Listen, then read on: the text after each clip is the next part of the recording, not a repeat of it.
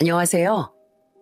사랑스러운 새아이, 그리고 저밖에 모르는 남편과 함께 살고 있는 40대 여자입니다. 낳아준 부모님이 계시지 않으면 나중에 힘든 일이 있을 때나 기쁜 일이 있을 때 누구보다 의지할 사람이 없어 많이들 외롭다고 하잖아요.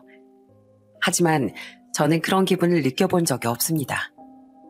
누구보다 사랑하는 가족들과 여동생이 있었기 때문이었죠. 하지만 이런 제 마음에 하루가 멀다 하고 상처를 내려 했던 사람이 있었습니다. 제가 밥을 먹고 숨을 쉬고 아이를 낳는 것까지도 싫어했던 사람. 그 사람이 누구냐고요? 네, 바로 저희 시모입니다. 지금부터 시모와 무슨 일이 있었는지 큰맘 먹고 이야기를 한번 해볼까 합니다. 어릴 적 저희 가족은 그렇게 넉넉한 형편은 아니었지만 그래도 함께라는 이유만으로 행복했어요. 아버지, 어머니, 여동생, 그리고 저, 네 식구가 한 방에 옹기종기 모여서 몇 가지 없는 반찬으로 함께 식사를 하면 부잣집 진수성찬 하나 부러울 것 없을 정도로 화목했었죠. 자, 문영아, 문정아, 아빠가 통닭 사왔다. 먹자. 와, 맛있겠다. 아빠, 난 이 통닭을 매일 먹었으면 좋겠어요. 너무 맛있어요. 오, 그래? 그럼 이 아빠가 더 열심히 일해야겠는걸? 이렇게 여동생과 제게 뭐든 해주시려고 했던 아버지, 그리고 한없이 다정했던 어머니. 오직 저희 자매를 위해 살아가시던 부모님이 있었기에 가난했지만 계속해서 웃고 살 수 있었어요. 이렇게 소소한 행복을 느끼며 살아가던 저희 집에 불행이 찾아온 건 제가 6살이 되던 해였어요. 아버진 동네에 있는 작은 공장에서 일하시던 분이었습니다. 거의 아침에 출근해 저녁에 돌아오시곤 하셨지만 가끔은 저녁쯤 출근을 해서 아침에 돌아오시곤 하셨죠. 그날도 어김없이 야간 작업이 있어 아버지께선 이른 저녁을 드시고 저희에게 인사를 한 후 출근을 하셨습니다. 아버지가 출근을 하시고 다음날 새벽이 됐을 무렵쯤 저희 집에 전화 한 통이 걸려왔습니다. 모두가 잠들었을 야심한 새벽에 전화라니 전화벨이 몇 번 울리고 그 소리가 끊겼을 무렵 제 귀에 들려온 건 어머니의 찢어질 듯한 울음소리였습니다. 동생은 옆에서 세상 모르게 잠을 자고 있었고 저는 그 울음소리를 듣고 황급히 거실로 나가봤어요. 어머니는 거실로 나온 저를 보고서 더욱 소리내 우시며 절 끌어안으시곤 이렇게 말씀하셨죠. 문영아, 아빠가 돌아가셨대. 우리 이제 어떡하니? 어떡하면 좋아? 어머니께서 해주신 그 짧은 말은 35년이 흐른 지금도 아주 생생하게 떠오릅니다.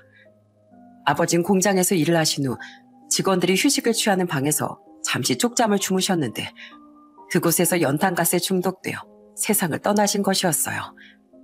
그때가 제 나이 6살, 동생 나이가 4살이 되던 해였죠. 작별 인사조차 할 틈 없었던 아주 갑작스런 이별이었습니다. 웃으며 대문을 나섰던 아버지께서 그렇게 허무하게 돌아가실 거라고 누가 상상이나 했을까요? 어린 나이였지만 죽음이라는 것의 의미를 대충이나마 알고 있었던 저와 여동생은 어머니 옆에서 상복을 갖춰 입고서 아버지의 영정사진을 바라보며 눈물을 펑펑 쏟아냈습니다. 그날부터 어머니께선 시장통에 있는 국밥집에서 설거지와 주방일 등 허드렛 일을 하며 저희 자매를 홀로 키우셔야 했어요. 어머니가 일을 나가 계신 동안은 집에 어른이 없었기에 제가 동생을 챙겼고 가끔은 힘든 어머니를 대신해 집안일까지 모두 도맡아 하곤 했습니다. 그리고 항상 어머니가 퇴근하실 시간이 되면 동생의 손을 잡고서 국밥집 앞으로 어머니를 보러 가곤 했죠. 어린 저희 자매가 손을 꼭 붙잡고 국밥집으로 가노라면 그곳에 계신 이모님들은 활짝 웃으며 저희를 맞이해 주시곤 했습니다. 난 정씨만 보면 부러워 죽겠어. 저렇게 예쁜 딸내미들이 엄마 밤길 위험하다고 하루가 멀다 하고 꼬박꼬박 데리러 오고 열아들 안 부럽겠어 아주. 불이 다 꺼진 시장통, 어머니의 손을 꼭 잡고서 도란도란 얘기를 나누며 돌아오는 게 힘든 일상 속 저희 가족의 소소한 행복이었죠. 어머니는 홀로 저희 자매를 키우시면서 가끔은 힘든 기색을 비치셨고 아주 가끔은 아버지의 사진을 어루만지며 눈물을 보이기도 하셨지만 그래도 저와 여동생 앞에서만큼은 밝은 모습을 잃지 않으셨습니다. 그렇게 10년이란 시간이 흐르고 흘러 제가 고등학교 2학년이 된 어느 날 집으로 전화 한 통이 걸려왔어요. 문영이니? 나 순이 이모야. 너 지금 바로 동생 데리고 시장 근처에 있는 대학병원으로 와. 네 엄마 가게에서 일하다 쓰러져서 지금 병원에 실려왔어. 아침까지만 해도 건강한 모습으로 집을 나가셨던 엄마가 쓰러져 병원에 실려왔다는 말을 엄마의 가게 동료 이모 입에서 듣는 순간 머리가 멍해지면서 아무것도 생각나지 않았어요. 그렇게 급히 전화를 끊고 낮잠을 자고 있는 동생을 깨워 수중에 있는 돈으로 급히 택시를 타고서 어머니가 계시는 대학병원으로 향했습니다. 갑작스럽게 쓰러지신 어머니의 병명은 고륙종이라는 질환이었어요. 원래는 어린 청소년에게서 주로 나타나는 질환이지만 40살이 넘어간 성인에게서도 드물게 나타난다는 질환이었죠. 종양이 폐까지 전이가 됐다는 말에 어머니와 저 그리고 동생은 좌절할 수밖에 없었습니다. 하지만 어머니께선 저희 자매 바라보면서 최대한 밝은 모습을 유지하려고 애쓰셨어요. 얘들아, 너희들 이 엄마 강한 거 알지? 이까지 남 같은 거 금방 툴툴 털고 일어날 테니까 너무 걱정하지 마. 그리고 놀라게 해서 미안해. 저희의 손을 꼭 잡고 계속해서 미안하다고 말씀하시는 어머니 때문에 저와 여동생은 참았던 눈물을 터뜨리며 어머니를 끌어안고서 펑펑 울 수밖에 없었습니다. 어머니는 병을 이겨내고자 하는 의지가 강한 분이셨지만 이미 다른 장기로의 전이가 진행이 된 상황에서 회복을 하는 건 쉬운 일이 아니었어요. 염증으로 인해 매일같이 고열에 시달려야 했고 독한 치료를 받으시면서 머리가 많이 빠지기도 하고 성격이 많이 예민해져 저와 여동생을 향해 짜증을 내시기도 했지만 저희는 아무렇지 않았습니다. 매일같이 짜증을 내도 좋고 심술을 부려도 좋으니까 결혼을 하고 아이를 낳을 때까지 옆에만 있어준다면 더 바랄 것이 없었죠. 하지만 저희의 그런 간절한 바람에도 불구하고 어머니께선 제가 고등학교 3학년이 되었을 때 저와 여동생을 세상에 남겨둔 채 아버지 곁으로 먼 여행을 떠나셨습니다. 눈을 감으시기 전 어머니께선 제 손을 잡고서 눈물을 흘리며 이렇게 말씀을 해주셨어요. 우리 문영이 졸업식 때 엄마가 가야 하는데 수능 치기 전에 엄마가 도시락도 싸줘야 하는데 우리 공주 옆에서 이 엄마가 다 해주고 싶은데 이젠 그렇게 못할 것 같아. 문영아, 엄마가 떠나고 나면 문정이까지 옆에서 잘 챙겨줘야 돼. 엄마 없이도 잘할 수 있지 우리 딸. 왜 약한 소리를 하고 그래. 엄마가 떠나긴 뭘 떠나. 엄마 다 나을 수 있어. 그러니까 그런 말 하지 마. 어? 엄만 우리 문영이랑 문정이 엄마로 살아서 열아들 부러울 것 없이 너무 행복했어. 엄마가 먼저 떠나더라도 절대 기죽지 말고 항상 행복하고 씩씩한 모습으로 살아야 돼. 엄마가 아빠랑 같이 하늘에서 지켜보고 있을 테니까. 엄만 다시 태어나도 우리 딸들 엄마로 태어날 거야. 너무 많이 사랑해. 제발 여동생이 대학에 들어갈 때까지만이라도 버텨달라고 그렇게 기도를 했지만 어머니는 끝내 먼 길을 떠나셨습니다. 그렇게 세상엔 여동생과 저 단 둘만 남게 됐어요. 어머니가 일을 하시면서 모아두신 돈도 병원비며 치료비로 모두 다 써버렸기에 물려받은 재산도 없었고 남은 거라곤 오직 저희 자매가 몸을 누이고 살 수 있는 허름한 집 하나뿐이었죠. 어머니가 돌아가시고 전 동생의 유일한 보호자로서 최선을 다했습니다. 매일같이 동생의 교복을 다려주고 아침을 차려주고 시험 기간이 다가오면 공부를 가르쳐주기도 하고 언니 역할도 하면서 엄마 역할을 대신하는 데도 최선을 다했죠. 동생을 위한 마음이 통했는지 어느 날 저녁 동생은 벼랑간 저를 꼭 끌어안으면서 이렇게 얘기하더라고요. 언니, 너무 고마워. 힘든 내색 하나 없이 매일 교복도 다려주고 아침 먹고 가라고 챙겨주고 공부도 가르쳐주고 내가 언니였다면 절대 이렇게 못했을 거야. 정말 진심으로 고마워. 언니로서 당연한 일을 하는 것뿐인데 뭘. 그렇게 따지면 나도 너한테 고마워. 요즘 친구들이 그러더라고. 동생들이 사춘기가 찾아와서 매일같이 싸운다고. 근데 넌 언니 말도 잘 들어줘. 학교 끝나고 나면 딴 데로 새지도 않고 집에 일찍 들어와. 공부도 잘해. 얼마나 기특하니? 우리 나중에 어른 돼서도 꼭 이렇게 지금처럼 서로 의지하면서 지내자 언니. 어머니의 빈자리가 안 느껴질 수는 없었지만 그래도 저희 나름대로 의지를 하면서 시간을 보낼 수 있었습니다.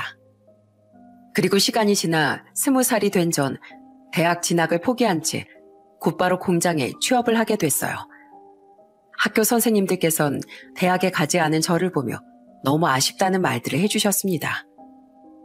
정말 대학은 안 가기로 한 거야? 아유, 선생님은 좀 아쉽네. 꼭 대학을 20살에 맞춰서 가야 하는 것도 아니고 30대든 40대든 늦게라도 갈 수 있는 게 대학이잖아요. 그리고 아직 학교 다니고 있는 동생을 챙겨야 하기도 하고요. 신경 써주셔서 감사해요, 선생님. 저 정도면 충분히 대학을 다닐 수 있었지만 성인이 된 이후부턴 생계를 책임지는 게 더 중요했습니다. 어머니가 돌아가신 이후로 아르바이트를 하면서 근근히 생활을 해왔었기에 성인이 되고 나서부턴 제대로 된 직장에서 월급을 받으며 그나마 넉넉하게 동생을 챙기고자 하는 생각이 더 컸거든요. 공장 일을 하는 건 생각보다 정말 힘들었고 출근을 할 때마다 그만둬버릴까라는 생각이 강했지만 그래도 직장인들 모두가 그런 것처럼 월급날 통장에 돈이 들어오면 그래, 이 돈을 위해서라도 열심히 일해야겠다는 생각이 저절로 들더라고요. 몇 안 되는 월급을 쪼개고 쪼개 생활비를 제외한 나머지 금액들은 통장에 차곡차곡 모으기 시작했습니다. 그리고 1년 후 수능을 앞두고 있는 동생에게 통장을 내밀며 이렇게 말했어요. 너랑 아직까지 여기에 대해 깊이 얘기를 나눠본 적은 없지만 그래도 혹시나 네가 돈 때문에 대학 안 가겠다, 나도 집안의 생계를 위해서 일하겠다 이런 소리 할까 싶어서 미리 주는 거야. 언니가 공장 다니기 시작하면서 몇 안 되는 월급이지만 너 대학 갈 때 등록금에 보태려고 조금씩 모아둔 돈이야. 그 정도면 대학 한 학기 등록금 정도는 충분할 거야.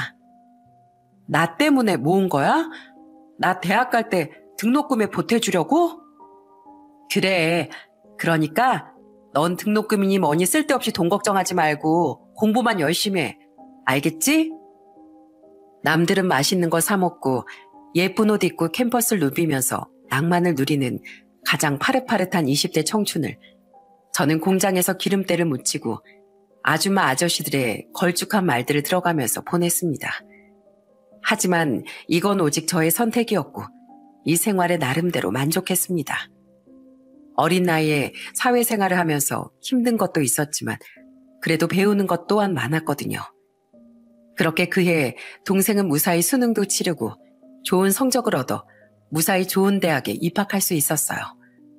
어린 시절부터 함께 고생했고 또 어머니가 돌아가신 뒤로는 제가 직접 챙긴 딸 같은 동생이라 그런지 괜히 흐뭇하기도 하고 또 대견하기도 하고 한편으론 부모님이 이 모습을 보셨으면 너무 좋아하셨을 텐데 하는 생각이 들기도 했어요. 다행히도 동생은 좋은 친구들을 만나 대학 생활에 잘 적응했습니다. 걱정을 많이 했는데 그래도 적응을 잘해서 참 다행이다 싶은 마음이 들더라고요. 성인이 된 동생은 아르바이트를 하면서 생활비를 충당했고 저도 간간히 동생에게 용돈을 보내면서 이젠 제 삶에도 조금씩 신경을 쓰기 시작했습니다. 그렇게 꽃다운 20대가 가고 30대를 앞두고 있을 무렵 일과 동생밖에 모르고 살던 제게 봄이 찾아오게 됐어요. 29이 되던 해 공장 직원의 소개로 지금의 남편을 만나게 된 것이었죠. 남편은 정말 좋은 사람이었습니다.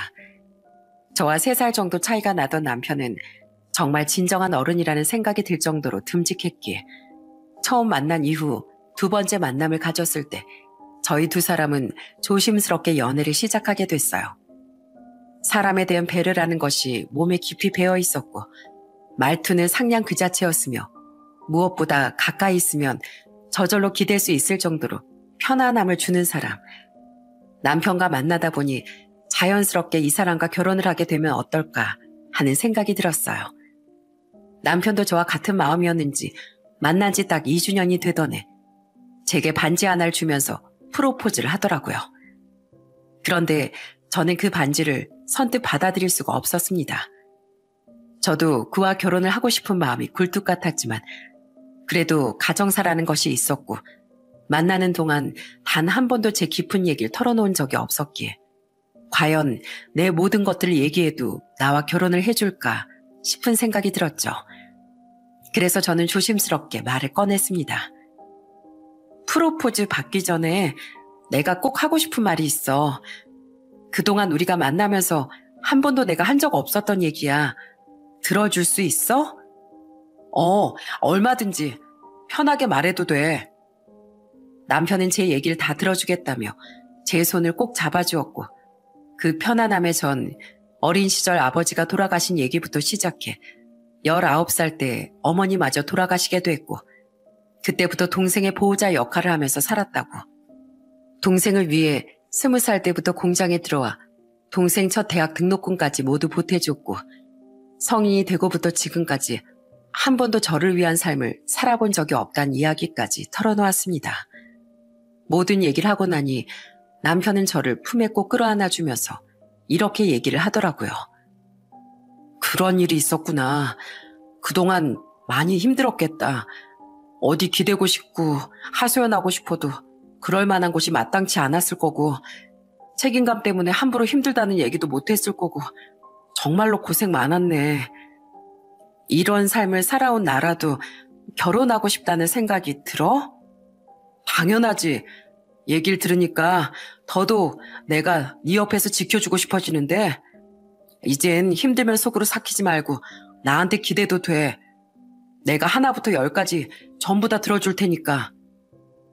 남편의 말에 마음이 울리는 듯한 기분이 들었습니다. 마치 하늘에서 부모님이 제게 내려주신 큰 선물 같다는 생각까지 들더군요. 저의 모든 상황을 이해하고 받아주고 안아준 남편의 프로포즈를 저는 그렇게 조심스럽게 받아들였고 그 이후부터 전 남편과 함께 천천히 결혼 준비를 하게 됐어요. 결혼을 약속하고 처음으로 시댁에 인사를 드리러 가던 날 아버님과 시누이들은 저를 두 팔 벌려 아주 반갑게 맞이해 주셨습니다. 아이고, 어서 와요. 언제쯤 오나 기다리고 있었어요.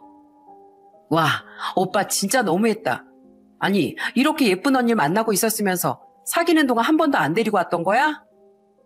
내 말이, 오빠, 내가 딱 보니까 오빠는 새언니한테 평생 잘해야겠어. 안 봐도 딱 보인다.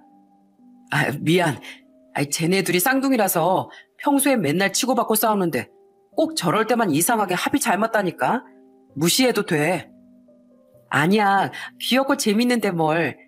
그런데 어머님은? 여보, 우리 집 예비 큰 며느리 왔어. 그만 자고 얼른 일어나. 계시지 않는 시모를 찾자 아버님께선 안방문을 향해 크게 소리를 지르셨습니다. 그로부터 얼마 지나지 않아 안방문이 열렸고 그 안에서 시모가 졸린 눈을 부비적거리고 크게 하품을 하며 밖으로 나오더라고요. 그 모습을 보고 아버님과 시누이들은 한숨을 내쉬며 이렇게 말했습니다. 그러게 어제 좀 일찍 주무시라니까. 새벽까지 깨있을 때부터 알아봤어 내가. 사람이 좀 피곤하면 그럴 수도 있는 거지 뭘. 아가씨, 오늘 처음 인사 오는 날인데 내가 이렇게 자고 있어서 기분 나빴어요? 아휴, 기분 나빴으면 사과하고. 아니에요 어머님, 저는 괜찮습니다. 아휴, 엄마도 참. 아이 언니, 엄마가 계속 주무시고 계셔서 식사는 저희가 따로 준비했어요. 음식을 잘하는 편이 아니어서 그냥 레시피 보고 열심히 따라하긴 했는데 입맛에 맞으실지 모르겠네요. 그렇게 시모와의 해프닝이 끝나고 가족끼리 둘러앉아 식사를 하는데 아무 말 없이 반차만 뒤적거리던 시모가 제게 이런 말을 하더라고요.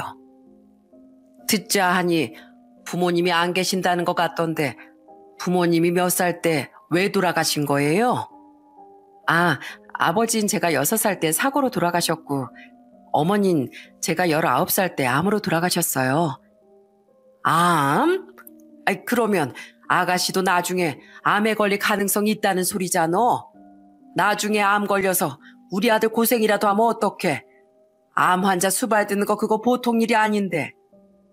당신은 무슨 처음 보는 사람 앞에서 그렇게 재수없는 소리를 하고 앉았어.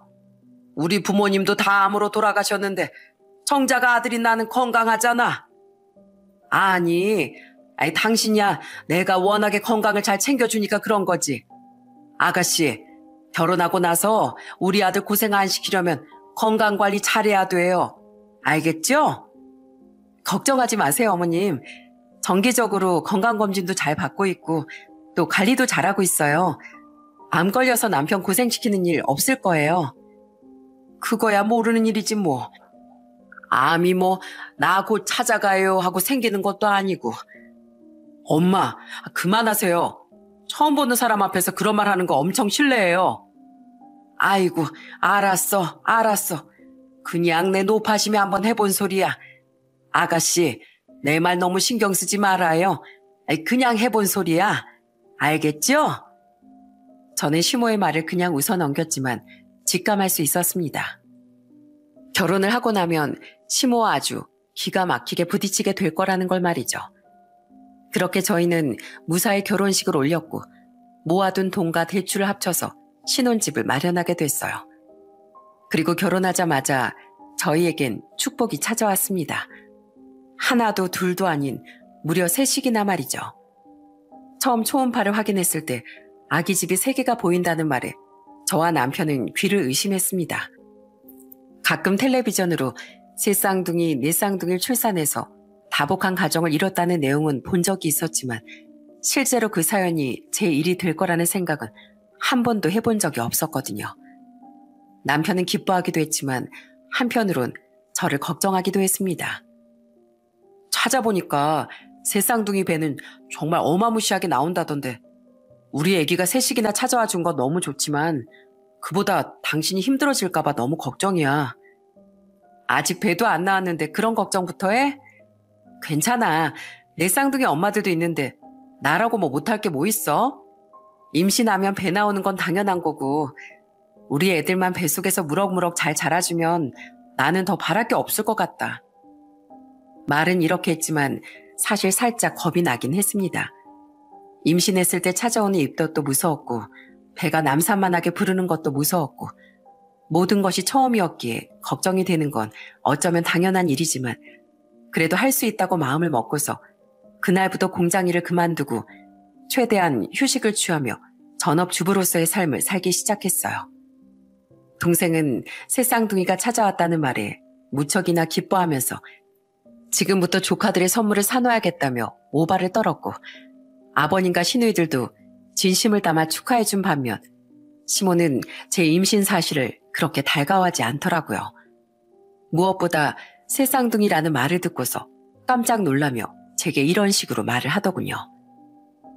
어휴, 야, 넌 나중에 아기 낳고 나면 몸매 아주 파줄만 하겠다. 새 쌍둥이면 배도 장난 아니게 나올 거고 애 낳고 나면 바람 빠진 풍선 마냥 배가 축 늘어질 텐데 나도 쌍둥이 낳아봐서 아는데 관리 못하면 정말 한 방에 훅 간다. 알지?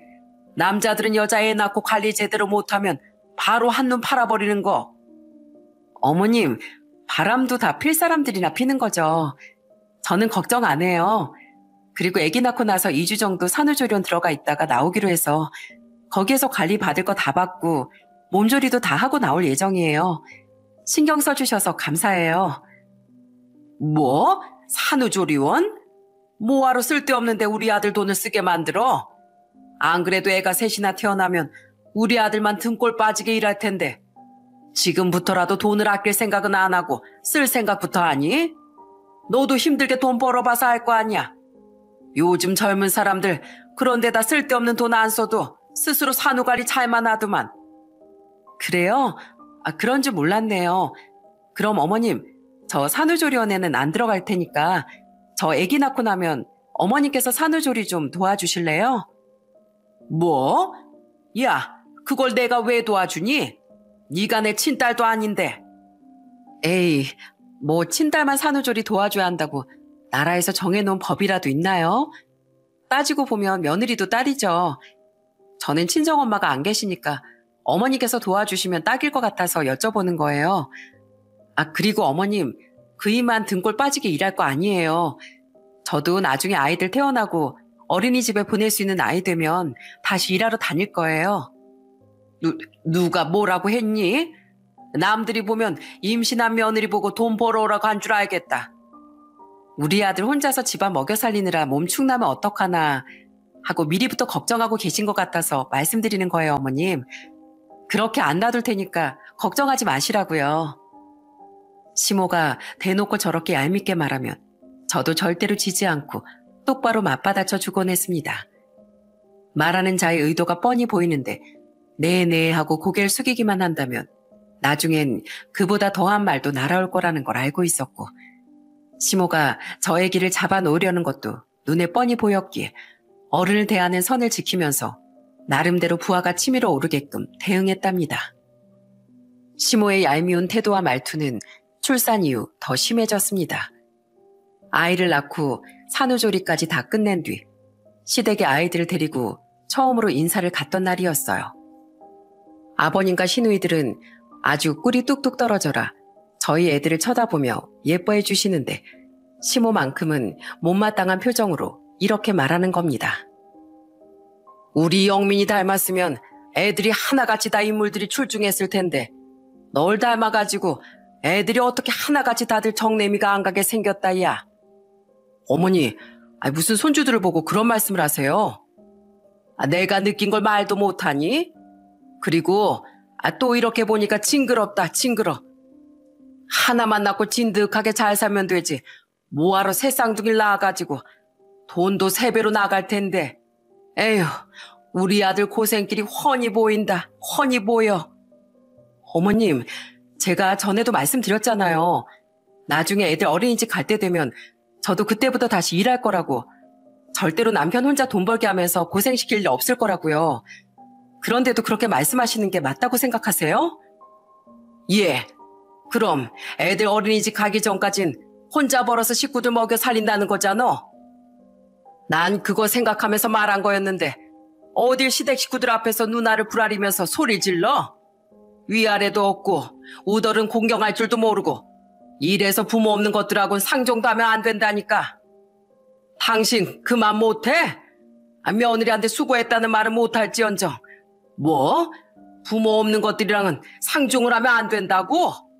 그렇게 말할 거면 결혼 허락은 왜 했어? 당신은 쟤 하는 거 보고서도 그런 말이 나와요? 그리고 여자면 당연히 애 낳는 건 기본적으로 다 할 줄 알아야지. 뭐 그렇게 대단한 일 한 거라고. 어머님, 앞으로 애들 데리고 여기 안 찾아올게요. 명절이나 생신 같은 특별한 일 있을 땐 애들 잠깐 맡겨놓고 저희 둘만 올 거고요.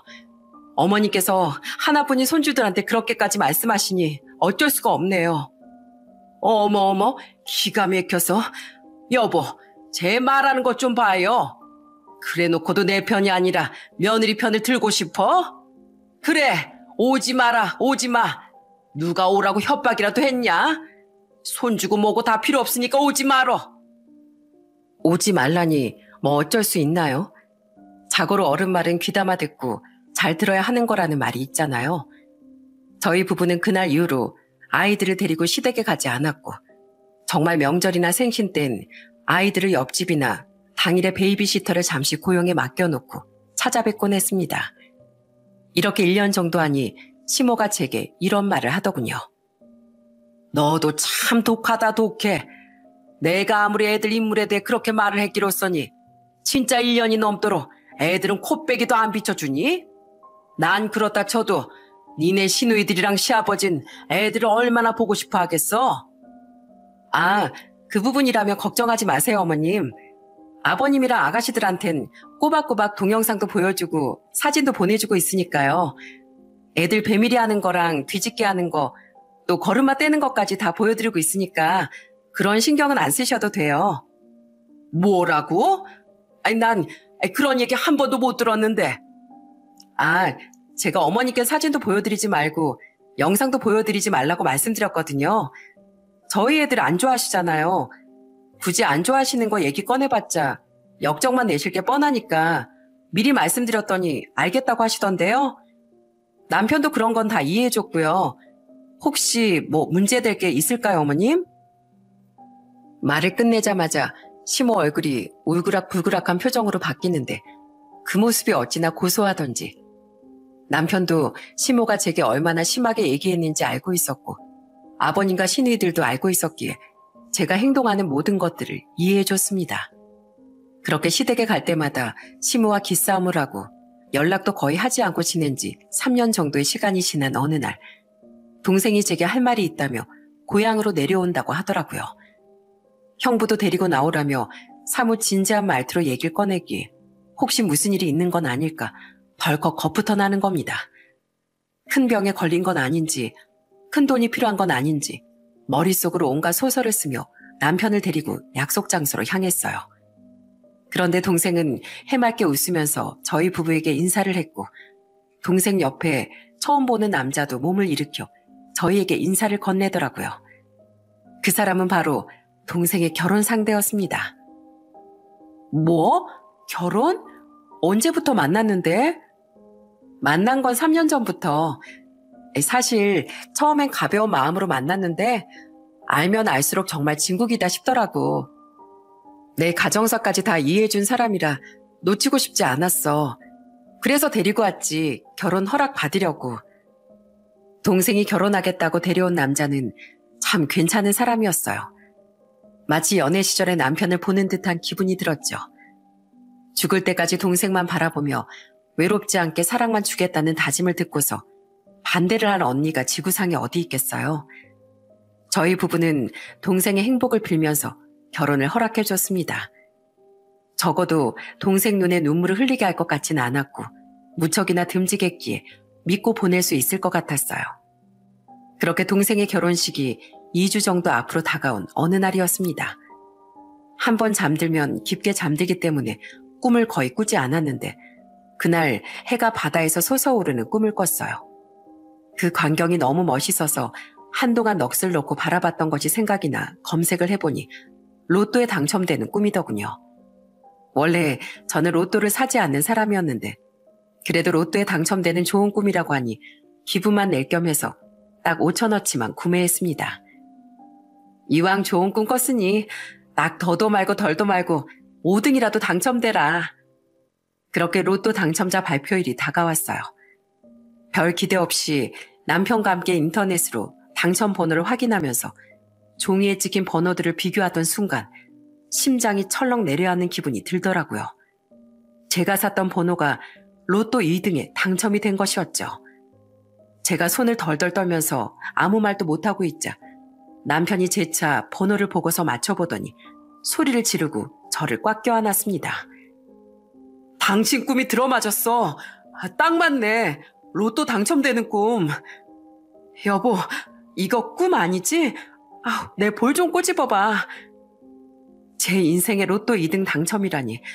우연히 꾼 꿈이 정말 로또 당첨 꿈일 줄은 생각지도 못하고 있었어요. 당첨 결과를 확인하고서도 차마 실감이 나질 않더군요. 로또 2등 당첨금은 6천만 원이 살짝 안 되는 금액이었습니다. 그 돈을 받자마자 바로 든 생각은 곧 결혼할 동생을 위해 뭐라도 해주고 싶다는 생각이었어요. 사실 저희도 대출금을 갚아나가는 신세였고 또 아이들도 셋이나 있었기에 형편이 녹록치 않아 동생이 결혼하는데 뭘 해줘야 할까 계속해서 고민을 하고 있었습니다. 그래서 일반적인 생활비와 대출금을 제하고 남은 1,000만 원을 동생 축의금으로 줘야겠다고 마음을 먹었답니다. 마음 같아선 2천만 원이고 3천만 원이고 주고 싶었지만 저희 형편 때문에 어쩔 수가 없었죠. 동생의 결혼식 전날 남편과 동생의 축의금에 대한 상의를 끝낸 뒤 동생에게 바로 1,000만 원을 송금했습니다. 제가 돈을 보내자마자 곧바로 전화가 걸려오더군요. 언니, 방금 돈 보낸 거 뭐야? 언니가 동생한테 주는 결혼 축하 선물. 더 많이 주고 싶었는데 형편이 넉넉지 않아서 그거밖에 못 보냈어. 미안해. 무슨 소리 하는 거야. 그동안 언니가 살아오는 동안 나 챙겨준 것만 해도 충분한데 왜 이렇게 큰 돈을 보냈어? 울면 안 돼. 내일 세상에서 제일 예쁜 신부가 되는 날인데 퉁퉁 부은 눈으로 식장 들어갈래? 언니가 돼가지고 동생한테 이렇게 축의금 주는 건 당연한 거지. 그러니까 군말 없이 감사합니다 하고 받아. 그리고 누구보다 행복하게 잘 살아. 알겠지? 언니, 나 정말 행복하게 잘 살게. 그리고 언니랑 형부한테도 진짜 잘하면서 살 거야, 나. 결혼 축하해, 문정아. 울지 말고 내일 우리 웃으면서 보자. 우리 늦지 않게 가 있을게.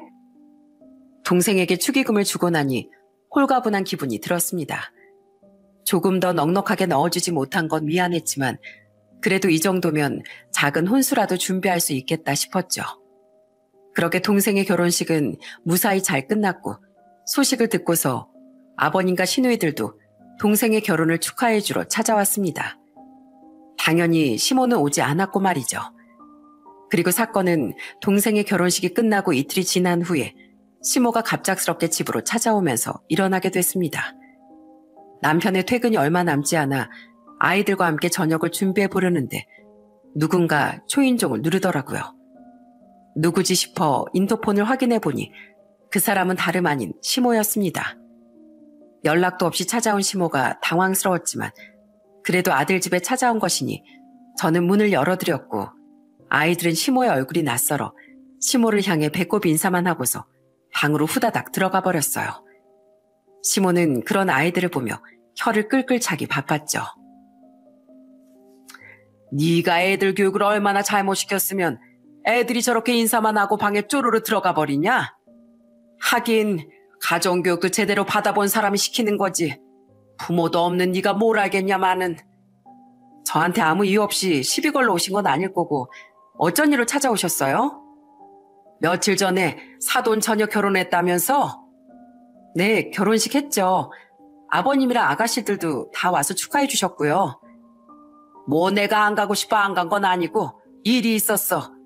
그나저나 결혼식 한 번 하는데 돈이 꽤나 들었을 것 같은데 너 설마 동생 결혼하는데 돈 보태주고 그런 건 아니지? 어머님, 어떻게 아셨어요? 요즘 결혼식 하는 게 한두 푼 하는 것도 아니고 제 동생 결혼하는데 제가 가만히 있으면 안 되죠. 아주 조금 보태줬어요. 1,000만 원이요. 뭐 1,000만 원? 아니, 얘가 정신이 있는 거야 없는 거야? 넌 지금 돈도 안 벌고 있는데 1,000만 원을 보태준 거면 그거 다 우리 아들 돈으로 보태준 거라는 거 아니야? 무슨 소리 하시는 거예요, 어머님? 그거 다 제 돈으로 보태준 거예요. 네 돈은 무슨? 네가 1,000만 원이란 돈이 어딨어? 우리 아들이 뼈 빠지게 벌어온 돈으로 네 동생 결혼 자금 보태주는 게 말이 되는 소리라고 생각해? 1,000만 원이 네 집 개 이름도 아니고. 너 잔말 말고 그 돈 빨리 가지고 와. 내가 좋게 말로 할 때 가지고 오는 게 좋을 거다. 시모는 1,000만 원이라는 말을 듣자마자 자리에서 일어나 제 몸에 손찌검을 하며 동생에게 준 돈을 도로 가지고 오라고 소리를 질렀습니다. 제 돈으로 준 거라고 말을 해도 웃기는 소리 하지 말라고 자기 아들 돈을 왜 주냐 막 소리를 지르는데 정말 정신이 나가버린 사람 같더라고요. 여러분, 눈에는 눈, 이에는 이라는 말 아시죠? 정신 나간 척 행동을 하는 사람에겐 응당 똑같이 대응을 해줘야 맞는 게 아니겠어요? 제게 소리를 꽥꽥 지른 시모를 향해 저도 결국 그동안 참아왔던 화를 터뜨려버렸습니다. 제가 지금 벽이랑 대화하는 것도 아니고 제 돈으로 동생 결혼식 자금 좀 보태준 게 뭐가 그렇게 잘못된 건데요? 네? 어머님, 그 돈이요. 아범 돈 아니고 제 돈이라고요. 제 돈으로 직접 동생한테 준 돈이라고요. 아범 돈은 1원도 안 들어갔다고요. 그리고 그게 설령 아범 돈이라 한들 제가 왜 어머님한테 그 돈을 돌려드려요? 저도 아범한테 직접 줘야죠. 내 아들 돈이면 내 돈이나 마찬가지지. 변명하는 건 듣고 싶지 않으니까 당장 그 1,000만 원이나 가지고 와. 안 그럼 내가 직접 사돈 처녀한테 전화해서 받아낸다. 연락처 아시면 그렇게 한번 해보세요. 신고나 안 당하면 다행이겠네요. 아범은 대뜸 찾아와서 난동 피우는 어머니 모습 보면서 뭐라고 생각할까요? 진짜 너무 궁금하네요. 시모와 언성을 높이던 그 순간 퇴근한 남편이 집 문을 열고 들어왔고 아이들은 울음을 터뜨리며 방에서 나와 남편의 뒤로 숨어들었습니다. 우는 아이들, 얼굴이 벌개진 채 씩씩거리는 시모, 진이 다 빠진 제 얼굴을 번갈아 보던 남편은 단번에 상황을 파악한 듯 한숨을 쉬고 시모에게 이렇게 말했습니다. 어머니, 이젠 또 뭘로 트집 잡아서 집까지 찾아오셔서 사람을 못 살게 괴롭히고 계신 거예요? 예? 아니, 괴롭히긴 뭘 괴롭혔다고 그래? 내가 내 아들 집에 오면 며느리한테 시비 걸고 괴롭히러 오는 거냐? 아들 너 참말 서운하게 하는구나. 말을 서운하게 하는 게 아니라 어머니가 여태까지 그렇게 행동하셨잖아요. 결혼했을 때부터 지금까지 어머니가 저 사람한테 했던 행동들 한번 되짚어 보세요. 제가 말을 서운하게 하는 건지 어머니 행동 자체에 문제가 있는 건지 생각을 좀 해보시라고요. 여보, 당신 왔으니까 당신한테 물어볼게. 내가 문정이 결혼할 때 보태줬던 1,000만 원 기억하지? 어머님은 그게 당신 돈이라고, 당신 돈이면 내 돈도 되니까 당장 나한테 그 1,000만 원 가져오라고. 내놓지 않으면 내 동생한테 전화해서 그 돈 받아내겠다고 하시는데 어떻게 생각해? 뭐? 어머니, 가족이 결혼하는데 돈 보태준 거 가지고 이렇게 찾아오셔서 난리를 치고 계신 거예요? 그거 저 사람 돈 맞아요. 그리고 그게 제 돈이라고 한들 처제가 결혼하는데 형부가 돈 보태준 게 뭐 그렇게 문제가 되는데요? 아니, 그러니까 내 말은 제발 그만 좀 하세요. 네? 저도 더 이상 힘들어서 못 봐주겠어요. 언제까지 이러실 건데요? 제가 이혼이라도 해야 직성이 풀리시겠어요? 세상에 아들이고 뭐고 내 편이 아무도 없네. 10달 동안 배 아파 낳고 뼈 빠지게 일하며 키우면 뭐해. 지 마누라한테 홀랑 빠져선 지 엄마한테 바락바락 대들고 소리나 지르는데 아이고 내 팔자야 내 팔자야. 어머님, 팔자를 원망할 게 아니라 그동안 어머님께서 해오신 것들을 좀 돌이켜 보셔야 될 것 같은데요. 그리고 바락바락 대드는 게 아니라 옳은 소리 하는 거고요. 다시 한번 말씀드리지만 그 돈은 제 돈이에요. 그러니까 1,000만 원 중에서 10,000원짜리 한 장이라도 구경하실 생각 추워도 하지 마시고 이만 저희 집에서 나가주세요. 시모는 한참 동안 바닥에 주저앉아 저를 노려보다 남편의 손에 의해 집 밖으로 질질 끌려나갔습니다. 그 이후에 어떤 일이 일어났는지 궁금하시죠? 상황이 완전히 손바닥 뒤집히듯 바뀌게 됐답니다. 남편은 그날 곧바로 아버님께 전화를 걸어 모든 상황을 설명했고 나중에 신우들의 말을 들어보니 시모가 집에 들어가자마자 아버님께서 호랑이처럼 화를 내셨다고 해요. 이 썩을 여편네 같으니라고. 우리 며느리 같은 사람이 어딨다고 또 가서 깽판을 치긴 왜 쳐? 지금이 무슨 조선시대야? 조선시대도 당신처럼 그렇게는 안 하겠다. 만약에 당신 때문에 우리 아들이 이혼하면 책임질 거야? 아니 왜 저한테만 그래요? 난 우리 아들 돈을 삥땅 친 줄 알고 화가 나서 그만. 넌 내 돈 삥땅 안 쳤냐? 내가 정확히 일일이 계산해줘. 됐고 내가 딱 한 번의 기회만 줄게. 만약 내 말 듣지 않으면 우리 이 집에서 나가. 허구한 날 집안 분란만 일으키고 며느리 잡아먹는 사람하곤 나도 하루도 못 살겠으니까.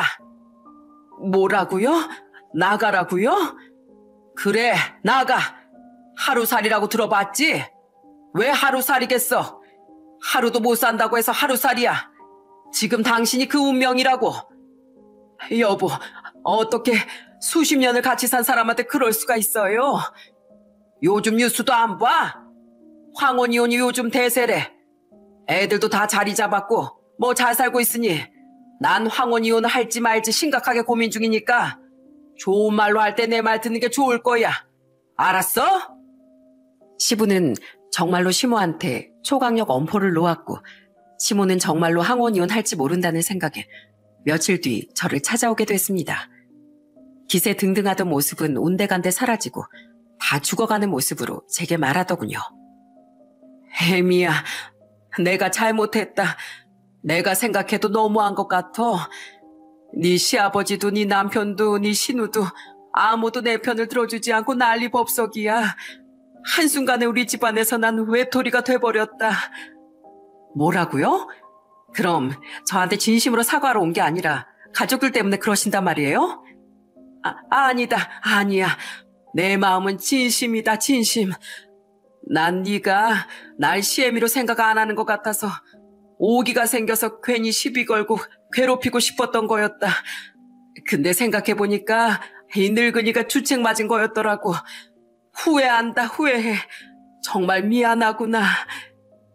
저는요, 단 한 번도 어머니를 무시하거나 이상하게 생각한 적이 없어요. 어머님도 제 어머니나 마찬가지니까 잘 모시고 싶었다고요. 그동안 제가 얼마나 마음고생이 심했는 줄 아세요? 정말 다 버리고 혼자 떠나고 싶은 마음이 한두 번이 아니었다고요. 아시겠어요? 이번에 저한테 손찌검한 거 저 평생 잊지 못할 거예요. 그러니까 오늘은 돌아가 주세요. 아시겠어요? 전 이렇게 시모를 돌려보냈습니다. 그동안 당한 게 있는데 어떻게 한 번에 용서를 할 수가 있겠어요? 대신 시부한텐 이혼만은 하지 마시라고 말씀을 드렸습니다. 저로 인해 가정이 깨지는 건 원하지 않았거든요. 이후 시모는 시부한테 매일 잔소리 듣고 살고 자식들한테 눈치 보고 살고 계시네요. 신우들도 전화와선 절대 우리 엄마 용서하지 말라고. 만약에 내 시모가 그랬다면 난 그 자리에서 똑같이 엎어버렸을 거라면서 저를 위로해주고 있는 상황입니다. 그리고 지금 엄마가 흘린 눈물은 악어의 눈물이라며 믿지 말라고 하기도 하고요. 그래서 저도 천천히 시간을 갖고 지켜볼 생각입니다. 만약에 변하지 않는다면 며느리 타이틀 반품할 생각이에요. 하루같이 문자를 해와 잘 지내보자고 하는 시모를 저도 믿지 않기 때문이죠. 이번 기회에 이 세상에 혼자 남은 기분이 얼마나 외롭고 힘든지 뼈저리게 느껴봤으면 좋겠네요. 현재 제 여동생은 결혼 생활을 아주 잘하고 있습니다. 얼마 전엔 임신까지 해서 얼마나 기뻤는지 몰라요. 유일한 동생인 제 여동생이 나비처럼 훨훨 날아 좋은 일만 있었으면 좋겠습니다. 저도 앞으로 남편과 아이들을 위해 열심히 살도록 하겠습니다. 여러분, 사필귀정이라는 말 뜻을 알고 계시죠? 무슨 일이든 결국 일은 옳은 이치대로 돌아간다는 뜻이랍니다. 되도 않게 사람을 헐뜯으려고 하고 미워하고 계속해서 끌어내리려고 하면 시간이 지나면 내가 가지고 있던 것마저도 잃을 수 있다는 말이기도 하죠. 이 사연을 보시는 분들께선 이유 없이 사람을 미워하지 말고 고집을 피우지 말고 평온한 삶을 살아가시길 바라는 마음에 사연을 보내게 됐습니다. 저의 길고 긴 사연을 끝까지 들어주셔서 감사합니다. 더워지는 여름 건강한 하루 보내시길 바랍니다.